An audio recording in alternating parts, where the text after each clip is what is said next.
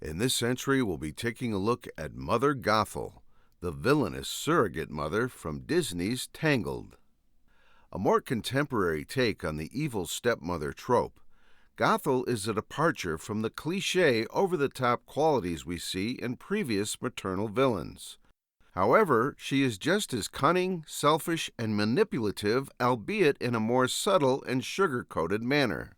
As we learn from the film's narration, Gothel is a woman from another era and at least several hundred years old. This is most notable in the old-fashioned style of her dress, which looks to be a product of the Renaissance period. Gothel starts off the film as fairly innocent. The fear of death is a very natural thing. As anyone would, she seeks to avoid death, having found a magical flower that can grant her immortality, conditional upon her occasional visits to sing to it. But at the same time, you could say that Gothel's hoarding of the flower was somewhat selfish.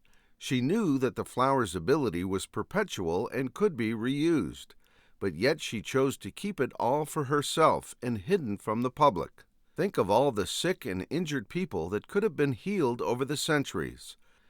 Ironically, by hoarding the flower, Gothel eventually loses it when the king's men uproot it to be used as a cure for the queen. Now, of course, you could say that the king and queen were being just as selfish as Gothel by using the flower for tea leaves, but then again, they wouldn't have known that the flower was reusable in its natural state. If Gothel had disclosed that information on the flower's reusability to the kingdom, then perhaps the plant would have been safeguarded instead of consumed, and everyone would enjoy its healing properties. Not to mention, she would likely be highly rewarded for saving the queen's life. But then again, perhaps that is the byproduct of vanity, that one becomes selfish. If everyone can maintain their youth, then the kingdom would have a lot more attractive people, and her value is diluted. But regardless, with the flower consumed, Gothel has only one option left: kidnapping young Rapunzel and keeping her in a secluded location. In the name of vanity, she has deprived a father and mother of their daughter, as well as withholding the freedom of a young girl. One of the traits we quickly see with Gothel is her hypocrisy. In order to keep Rapunzel in the tower, she pulls off a Frollo and paints a harsh picture of the world, saying that people would take advantage of her at the slightest opportunity. In a sense, that is true, as Gothel herself is the prime example of that. So it's cruel when others do it, but not when she herself is guilty of the same offense. Figuratively, Gothel is keeping Rapunzel in the dark, and we see this played out literally in the segment when Gothel shuts the windows and repeatedly puts out the candles that are lit by Rapunzel. As she flamboyantly sings in her theme song, Mother knows best, but only what is best for herself. In her rejuvenated state, Gothel is tall and slender, with somewhat of an exotic look when it comes to her facial features. While it's never said explicitly, Gothel clearly values her appearance above all else, even her surrogate daughter. When engaging in conversation with Rapunzel, Gothel is often preoccupied with admiring herself in the mirror, and when she is not gazing at her reflection, she constantly interrupts Rapunzel and is dismissive of her comments. She objectifies Rapunzel when she labels her as her flower, and her selfish affection is seen by how she always caresses her hair of all places, presumably for its restorative powers.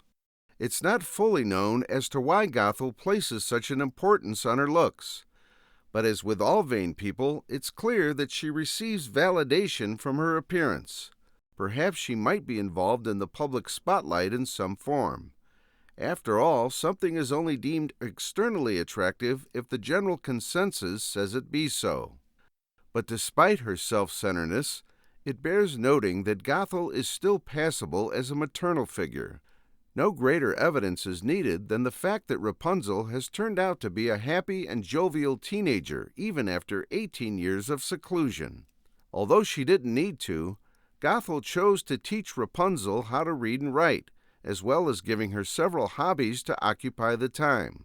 Of course, you could say that this is all Gothel acting out of her own self-interest, as it is easier to work with a grateful daughter than an unwilling prisoner. But it's in Rapunzel's upbringing that Gothel makes her first mistake, namely the celebration of Rapunzel's birthday. Unfortunately for Gothel, Rapunzel establishes a correlation between the floating lights and her birthday. Gothel realizes this is a little too late and tries to undo this mistake when she tells Rapunzel that her birthday was last year, implying that it's not to be celebrated anymore. Eventually, when Rapunzel's curiosity starts getting the best of her, Gothel displays the arsenal of her verbal weapons, namely manipulation, gaslighting, and victimizing herself, all conveyed in a passive-aggressive tone to belittle her surrogate daughter.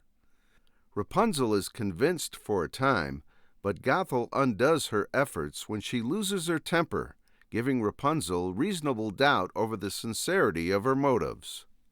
But even after Rapunzel has left the tower, it's notable that Gothel still wants to be seen as the hero. She could have easily used brute force with Rapunzel, as we've seen that she is capable of such action.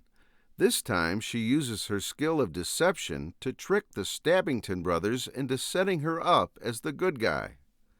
However, Gothel's plan here is rather risky, and that the success of her deception hinges on her ability to knock out the Stabbington brothers at a certain point.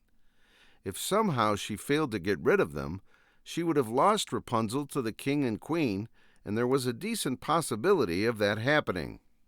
Perhaps in all this lies a silver lining with Gothel, that once again she wants Rapunzel to come peacefully instead of dragging her along as an unwilling prisoner.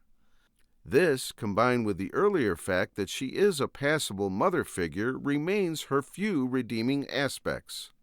And if we're ranking her evil against other Disney maternal figures, Gothel actually comes across as quite tame. Even at the end, she gives in to Rapunzel's request to save Flynn if it ensures her compliance.